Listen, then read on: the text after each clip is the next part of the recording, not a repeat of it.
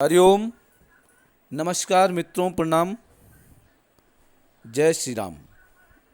जय बद्री विशाल। मित्रों, एक बार पुनः आपका स्वागत कर रहा हूं श्री शिव शक्ति आध्यात्मिक चैनल पर, जहां पर कि मैं आपको ज्योतिष से संबंधित, आध्यात्म से संबंधित छोटी छोटी और महत्वपूर्ण जानकारियां उपलब्ध कराता हूं। आज मित्रों चर्चा कर रहा हूं जन्म कुंडली के चतुर्थ भाव के बारे में, अर्थात सुख भाव के बारे में। कैसे व्यक्ति को सुख की प्राप्ति होती है, कैसे व्यक्ति को नहीं हो पाती है, आनंद जीवन का कौन नहीं ले पाता है उनके बारे में, और कैसे आनंद लेना है जीवन के बारे में, उनके बारे में आज आपको चर्चा करूंगा। तो वीडियो प्रारंभ करने से पहले पुनः आपसे निवेदन है, चैनल को सब्सक्राइब जरूर करें, वीडियो को पूरा देखें। और जो लोग अपने जीवन से परेशान रहते हैं, सुख का अनुभव नहीं कर पाते हैं, आनंद नहीं ले पाते हैं, उनको भी यह वीडियो जरूर भेजें। साथ में मित्रों लाइक भी करें, कमेंट भी जरूर किया करें। तो मित्रों आओ चर्चा करते हैं जन्म कुंडली के बारे में। जन्म कुंडली का जो चक्र बना हुआ होता है उसमें जो चौथा भाव है, जैसे कि आप स्क्रीन पे देख रहे हैं, चतुर्थ जहाँ पे मैंने लिख रखा है वो जन्म कुंडली का चौथा भाव होता है। और इस चौथे भाव से ही हमारे जीवन की सुख का पता चलता है, आनंद का पता चलता है। इस चौथे भाव का जो कारक ग्रह है वो चंद्रमा होता है। चंद्रमा की स्थिति देखनी पड़ती है, चंद्रमा कहाँ है, कैसी स्थिति में है। तो मित्रों चतुर्थ भाव है, चतुर्थ भाव का स्वामी चतुर्थेश और साथ साथ में बृहस्पति ग्रह। यदि मित्रों ये तीनों शुभ प्रभाव में हैं, बली हैं, तो व्यक्ति भले ही धनवान न हो। एक दूसरी बात है मित्रों कि धनवान होने से आनंद की अनुभूति नहीं होती है। हम सोचें कि हमारे पास धन है तो हम आनंदित रहेंगे, सुख भोगेंगे, नहीं। सुख वही भोगता है जिसका सुख भाव प्रबल हो, मजबूत हो। सुखी वही रह सकता है। यदि यह चौथा भाव निर्बल है, पीड़ित है, तो व्यक्ति भले ही करोड़पति हो, उसे जीवन में सुख शांति की प्राप्ति नहीं हो सकती है। तो मित्रों इसके लिए आपको चौथे भाव का अध्ययन करना पड़ेगा। चतुर्थ भाव का जो स्वामी है वो कैसी स्थिति में है, कौन से ग्रह उसको खराब कर रहे हैं, कौन से ग्रहों की उस पर दृष्टि पड़ रही है, तो ये सब चीज का निरीक्षण करना पड़ेगा। यदि चतुर्थ भाव पर या चतुर्थ भाव के स्वामी पर शनि की दृष्टि पड़ रही है, सूर्य की दृष्टि पड़ रही है, राहु की दृष्टि इन पर पड़ रही है, या द्वादश भाव का जो स्वामी है उसकी दृष्टि यदि चौथे भाव पर पड़ रही है, तो ऐसे व्यक्ति को सुख की प्राप्ति नहीं हो पाती है। एक तो ऐसे व्यक्ति को एक बीमारी होती है बार बार घर को बदलने की। बार बार ऐसा व्यक्ति स्थान छोड़ना पड़ता है, क्योंकि ग्रहों के दोष को न पहचान करके वो घर में ही दोष को खोजने लग जाता है।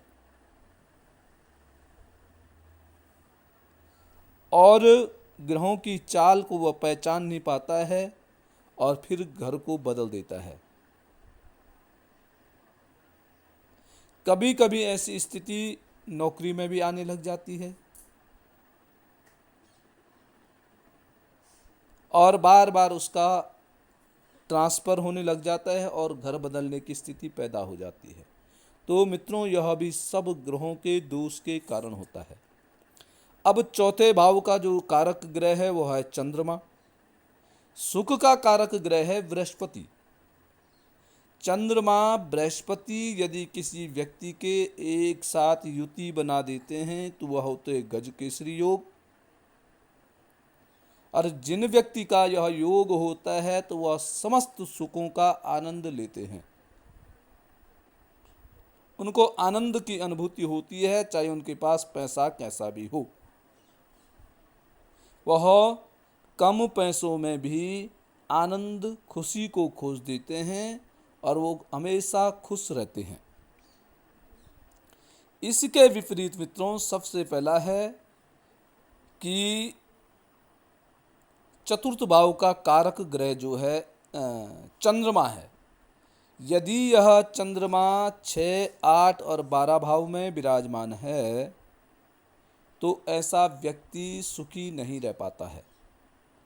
वह कोशिश भी करेगा तो बार बार उसका मन भ्रमित हो जाएगा और दूसरों के सुख को देख करके परेशान रहने लग जाएगा कि उसके पास वो है, मेरे पास नहीं है। दूसरों के सुखों को अपने ऊपर अनुभव करके ऐसा व्यक्ति दुखी रहने लग जाता है, क्योंकि सुख भाव का स्वामी यदि 6वें शत्रु भाव में है, 8वें भाव में है, मृत्यु भाव में है, 12 व्यय भाव में है, तो ऐसे व्यक्ति को संतुष्टि नहीं हो पाती है। वो नई नई चीज़ें लेता है परंतु फिर वही चीज़ें उसको दुख का कारण बनने लग जाती हैं। ये चंद्रमा है। दूसरा है सुख का कारक ग्रह बृहस्पति। मित्रों, यदि बृहस्पति भी 6, 8, 12 भाव में है तो यही स्थिति उसकी बन जाती है। शरीर पे पैसों का व्यय हो जाता है। अच्छा खाना चाहता है परंतु खा करके बीमार हो जाता है। तो ऐसी मनोदशा उसकी बन जाती है। उसके अलावा यदि मित्रों चतुर्थ भाव का स्वामी सुकेश जिसको कहते हैं, सुकेश यदि पीड़ित है, कमजोर है, तो फिर मनुष्य सुख का अनुभव नहीं कर पाता है। वह चाहते हुए भी आनंद नहीं ले पाता है। सबसे अलग चलने वाला होता है, विपरीत स्थितियों को पैदा करने वाला होता है। अब यह देखना है कि चतुर्थ भाव में आपका कोई ग्रह है कि नहीं है। जैसे चतुर्थ भाव में मंगल हो गया है, सूर्य हो गया है, शनि हो गया है, राहु हो गया है। ये पाप ग्रह जब पड़ जाते हैं तो मनुष्य के सुखों में कमी करने लग जाते हैं। तो मित्रों, ऐसे व्यक्तियों को चाहिए कि जो भी ग्रह आपका सुख भाव में पड़ा हुआ है या सुकेश जो भी है, यदि आपके सुखों में कमी हो जाती है तो आपका सुकेश कौन है या सुख भाव में चौथे भाव में कौन सा ग्रह विराजमान है, उसका उपाय करिए। निश्चित ही आप सुखों का अनुभव करने लग जाएंगे।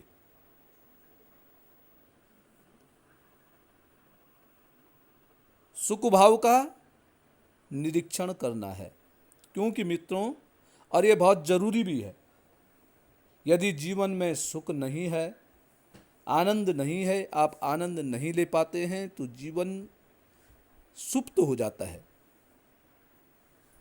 और बार बार ऐसे व्यक्ति के मन में कुविचार आने लग जाते हैं और पूरे परिवार का जो माहौल है वो खराब हो जाता है। अपने आप तो सुखी नहीं है परंतु दूसरे को भी सुख का आनंद इत्यादि नहीं लेने देता है। तो मित्रों, अपने चौथे भाव को देखिए, कौन सा ग्रह यहाँ बैठा हुआ है, आपके चतुर्थ भाव के स्वामी पे क्या कोई पाप ग्रहों की दृष्टि तो नहीं पड़ रही है, या पाप ग्रह के साथ उसकी युति तो नहीं बन रही है, या 6, 8, 12 में वह विराजमान तो नहीं है। ये सब कुछ यदि है तो आप उनका उपाय कीजिए, निश्चित ही आप सुख का अनुभव ले सकेंगे। कई व्यक्ति होते हैं मित्रों, उनके पास पैसे कम होते हैं परंतु जीवन वो खूब ठाठ बाट से आनंद से अपना जीवन व्यतीत करते हैं, और कई व्यक्ति ऐसे भी होते हैं उनके पास सब कुछ होता है पर जिंदगी भर रोते रहते हैं, सुख का अनुभव नहीं कर पाते हैं। तो यह भी ग्रहों की चाल होती है। इन ग्रहों को समझो, इन ग्रहों का उपाय कीजिए, निश्चित ही आप कम धन में भी बहुत अधिक आनंद की अनुभूति कर सकते हैं, क्योंकि आनंद जीवन का एक अहम हिस्सा है। यदि जीवन में आनंद नहीं है तो जीवन आपका नीरस हो जाएगा और आप एक अज्ञानियों की तरह या जीव की तरह, जानवर की तरह आपका जीवन हो सकता है या आप उसको बना सकते हैं। तो मित्रों, आज के लिए बस इतना ही। कल पुनः किसी नई जानकारी के साथ आपके सामने प्रस्तुत होऊंगा। तब तक के लिए नमस्कार, प्रणाम, जय श्री राम, जय बद्री केदार।